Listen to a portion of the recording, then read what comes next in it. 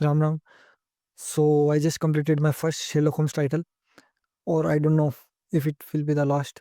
सो ये किताब के बारे में बात करने से पहले, जो भी मुझे कहना है कहने से पहले, मैं बोलना चाहता हूँ कि ये किताब मुझे मिली कहाँ से। ये भी एक मस्त है कहानी, छोटी है। तो ये किताब जो है ना, मेरा दोस्त है तो उसने वो शायद अपनी पुरानी किताबें निकाल रहे थे, बहुत सारे रद्दी भरा गया होगा। तो उसने मुझे बोला कि भाई, अगर तेरे को कुछ जरूरत हो तो लेके जाना, इतनी सारी किताबें पढ़ी हैं। सो मैं गया था, और वहाँ पर बाकी तो सब गवर्नमेंट एग्जाम की थी, तो मेरे किसी काम की नहीं थी, बिकॉज नहीं दे रहा मैं कोई गवर्नमेंट एग्जाम। और तो बा- ये जरूर थी, द हाउंड्स ऑफ बास्करविले। ठीक है। So this was the book, the hounds of Baskerville. So ये किताब वहाँ पढ़ी थी। अब इसका जो है ना, पब्लिशर है रत्ना सागर। ठीक है। तो रत्ना सागर को देख के मुझे लग गया था कि ये जो है सीबीएसई में जो है शायद कोई सी क्लास में चलती थी, बिकॉज वीटीयू हमारे भी चलती थी जब हम पढ़ते थे, पर हमारी ये नहीं आई थी। हमारे 12th में कोई और थी आई थिंक। सो ये किताब जो है ना, समझ गया था कि भाई नॉवल है, डेट सेट। सो फिर मैंने ला कर इसको रख दिया। फिर थोड़े दिनों बाद मैंने पढ़ने का सोचा, तो इसको पढ़ते हैं, छोटी है तो। सो जब मैंने पढ़ना चालू करा, सो देन फिर मुझे समझ में आ गया, अच्छा ये तो शेरलॉक होम्स नॉवल है, दो very famous Sherlock Holmes novel. So this was the story, how I got this book in my hand. And फिर मैंने पढ़ना चालू किया। And now what I want to say about the book. So I maybe I just want to say कि मुझे इतनी अच्छी नहीं लगी किताब। Maybe this book is for, I don't know about the titles. ठीक है। सारे एक जैसी होनी चाहिए, बिकॉज शेरलॉक होम्स वही सीरीज है, तो फिर भी मैं बोलना नहीं चाहूँगा दूसरों के ऊपर। बट ये जो किताब है ना, कि ये शायद मे बी ग्रोन अप्स के लिए उतनी है नहीं, और या चाइल्ड बच्चों के लिए अच्छी है, बच्चों के लिए बहुत अच्छी है, बच्चों को बड़ा मजा आएगा इसको पढ़ने के अंदर। ठीक है। Now I come to the book. So मैं क्या कहना चाहता हूँ इस किताब के बारे में। अ, मेरे को इतनी ज़्यादा अच्छी नहीं लगी, टू बी ऑनेस्ट। जितना मैंने एक्सपेक्टेशन, शायद मैंने कुछ एक्सपेक्टेशन ज़्यादा ही रख लिया था इस किताब से, बिकॉज नाम इतना बड़ा है शेरलॉक होम्स। ठीक है।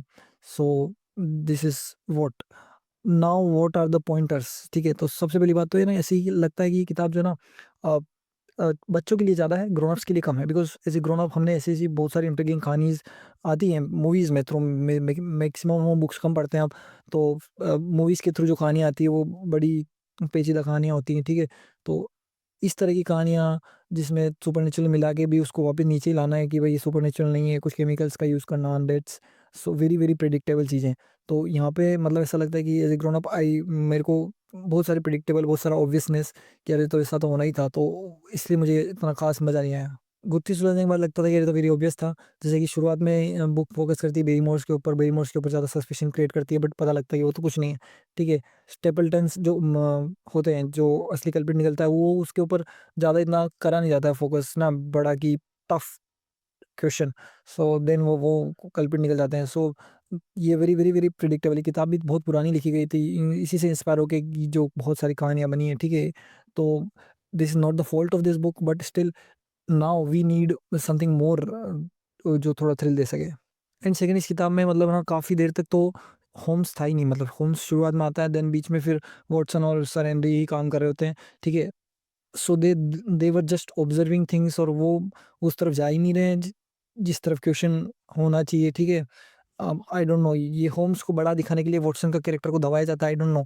सो वो भी फिर पसंद नहीं आता है। होम्स जो कि बहुत ही पैनी नजर है, जिसकी बहुत ही अच्छा तेज है, वो उसके थ्रू जो मिस्टेक्स बताई गई ना, कि यार ये मिस्टेक्स उसने कर दी, जो कि बहुत पेना है, बहुत ऐसी ऐसी चीजें देख लेता है जो दूसरे नहीं देख पा रहे। ठीक है। शुरुआत में जब वो अखबार की कटिंग्स और वो सारी चीज़ों में होम्स और वो दिमाग लगाते हैं, तो बहुत तेज दिमाग चलता है उसका।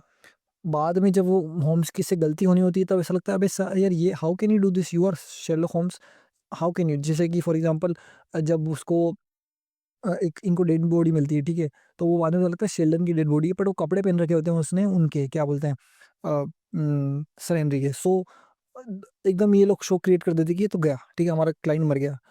हाँ, एंड देन फिर पता लगता है, तो उसको बॉडी को पलट के देखते तो पता लगता है शेल्डन है।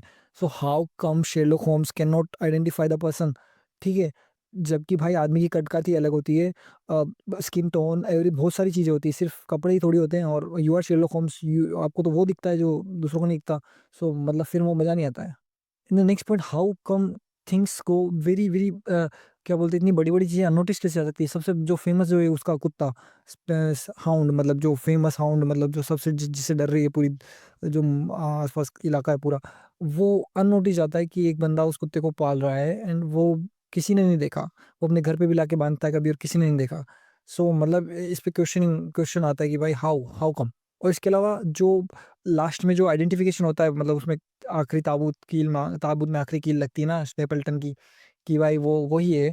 अब वो भी एक बास्कविले है, वो उसने कुछ गलत-वलत करा उस चक्कर में अब वो तरकीब से मार-मार के अब वो अपना प्रॉपर्टी पे किसी न किसी तरीके से वापस आना चाह रहा है। सो वो बंदा उसका जो फेस है वो किसी से मिलता है बास्करविले हॉल के अंदर कोई तस्वीर लगी है, ठीक है? उससे।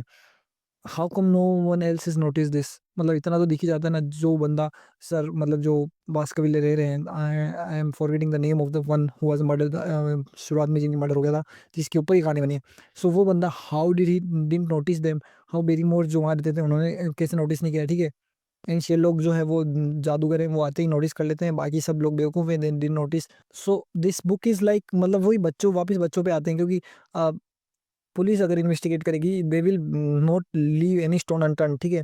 वो हर चीज़ देखेगी, हर चीज़ क्वेश्चन करेगी, हर किसी से इंटरोगेट करेगी, हर किसी की तह तक जाएगी। इसमें क्या होता है ना कि वो पत्ते खोले जाते हैं जो जिससे वो बना रह सके, एक एक प्रकार से जिज्ञासा बनी रह सके, सस्पेंस बना रह सके, ठीक है? सो और एक स्टोरी बन सके। And the next thing I didn't like about the book कि मूर का डिस्क्रिप्शन जो इलाका था उसका डिस्क्रिप्शन बहुत अच्छा है, बहुत मतलब विविड है।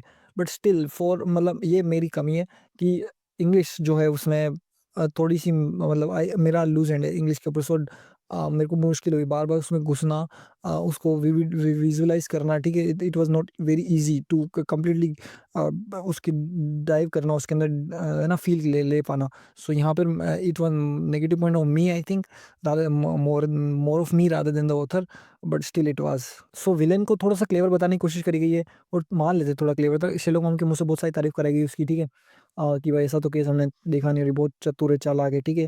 अ, बट स्टिल जो है ना उसके जो मोटिव्स थे, ठीक है? रीज़न्स थे कि वो क्यों कर रहा है सब, दे वर वेरी, वेरी सिंपल, ठीक है? तो ऐसा कुछ अजीब नहीं निकला कि कुछ एकदम अलग निकल गया हो या फिर अलग भी ना, बहुत ज़्यादा अलग भी ना, तो कम से कम थोड़ा अलग हो। अ, कुछ तो होगी चलो हाँ, ये this was something different, this was very, very predictable. So that's the another point कि भाई इसमें मज़ा नहीं आया। एड अप करती जा रही है चीज़ें साथ-साथ में कि भाई अच्छा ये भी ठीक था, ये भी मतलब उतना नहीं, ये भी उतना नहीं, तो फिर वो ओवरऑल बुक फ्लैट पड़ जाती है। जब ये मैंने बुक स्टार्ट करी ना तो फिर मैंने सोचा अच्छा ये तो शेरलॉक होम्स है, तो मैंने सोचा कि यार चलो पूरी पूरी सीरीज़ मतलब जो एक बुक्स अमेज़न पे लिस्टेड है कि भाई 7 बुक्स है ना, तो उसमें से एक तो मेरे पास है, तो बाकी उसके ऊपर भी फ़ोकस करा जाए कि अपन ये सारी मँगा सकते हैं क्या? So I was thinking of ordering it but I didn't order. Then जब मैंने पूरी पढ़ी तो मुझे लगा कि यार I think I'm not interested anymore. Maybe not at least in the current mindset. जब maybe after some time I will be again be ready to read this kind of book. But currently इन्होंने इस book ने मुझे थोड़ा-सा वो excitement को ख़त्म कर दिया कि वापस और शेरलॉक होम्स पढ़ना है क्या मुझे? नहीं पढ़ना। और शायद मतलब इसमें गलती मेरी ही है या फिर हाँ, कि मैंने एक्सपेक्टेशन ज़्यादा रख ली थी फर्स्ट थिंग। सेकंड थिंग ना मतलब एक एज़ एन एडल्ट मैं पढ़ रहा हूँ इसको कि विद स्केप्टिसिज़्म कि यार नहीं मुझे तो हर चीज़ में कमी निकालनी है, तो फिर वो ऐसा ही होगा, ठीक है? और एक बच्चे की तरह नहीं, इनोसेंट की तरह अच्छा हुआ, हर चीज़ का मज़ा नहीं ले रहा हूँ मैं। सो दैट्स हाउ ये बुक मुझे अच्छी लगी। मतलब मेरे लिए भी क्वेश्चन है कि मैंने इससे पहले वो पढ़ी थी, रस्किन बॉन्ड को पढ़ा था। So Ruskin Bond is a child, बच्चों के लिए लिखते हैं वो, तो वो आई डोंट नो मुझे उनकी बुक्स अच्छी लगी थी, वेरी, वेरी सिंपल थिंग्स वो अच्छी लगी थी, आई डोंट नो। बट ये भी बच्चों की तरफ ही जाती है किताब कि बड़े के लिए नहीं है मुझे लगता है किताब किसी, एटलीस्ट ये book. I don't know about the any any other book, ठीक है? तो फिर भी मुझे अच्छी नहीं लगी, आई don't know why, what is the reason? मतलब हाँ, मुझे लगता है कि अ हम थोड़े बड़े हो गए, हमने थोड़ा-सा दूसरा जो है एक्सप्लोर कर लिया है चीज़ें, तो अब ये चीज़ फीकी लगती है थोड़ी, ठीक है? और बच्चों के लिए अच्छी किताब है और बाकी यूँ भी नहीं है कि पूरी तरह से फ्लैट है। कहीं-कहीं पे फिर उत्सुकता फिर भी बनाए देता है ये किताब, ठीक है? सो आई विल मेरा सजेशन ये है कि मतलब अगर कोई उस तरह से पढ़ना चाहता है हल्के मन के साथ तो पढ़ सकता है, अदरवाइज़ यू कैन इग्नोर। और मे बी मेरे साथ एक प्रॉब्लम हुआ थी कि मैंने इससे पहले ना कोको एफएम पे एक उन्होंने शायद इसी का एडॉप्टेशन करके भास्कर विला करके एक शो बनाया है जिसमें रणदीप हुड्डा ने आवाज़ दी है और शायद करण सिंह ग्रोवर ने आवाज़ दी है। सो वो मैंने उसका वो काफ़ी सारा सुन रखा था। So I think back of the mind मेरे वो था। सो फिर मुझे वो उतना मज़ा नहीं आया इसको पढ़ने के अंदर। और उसके अलावा भी मैंने ना ब्योमकेश बख्शी का भी कुछ देखा हुआ है, सत्यान्वेशी ब्योमकेश बख्शी, तो फिर वही फ्लेट इसलिए that's why I didn't like this book. Thank you for watching. Ram, Ram.